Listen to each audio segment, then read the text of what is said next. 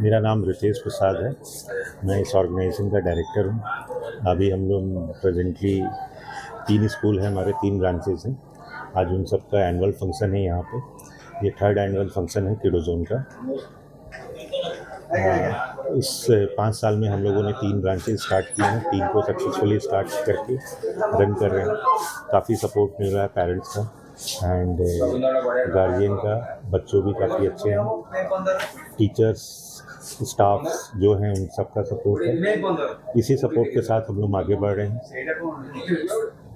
Sir कितने students यहाँ अभी हमारे पास टोटल 140 स्टूडेंट है, तीनों सेंटर्स मिला के इस सेशन में।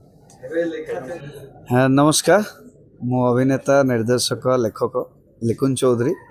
आज किडो जोन एनुअल डे थिला। मुझे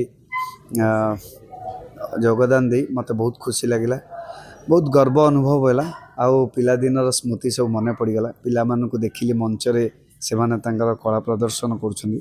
आ पिला मानकु गढ़ी तोलिबारे तांकर जो अवदान रही से मु साधुवाद देवी।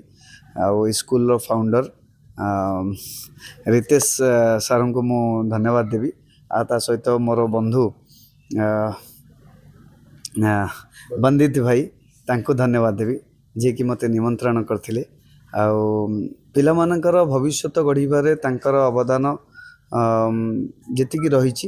तेणु मु आशा करुच्ची आसंता भविष्य रे एही विद्यालय आहरी उत्तर उत्तर उन्नति हो।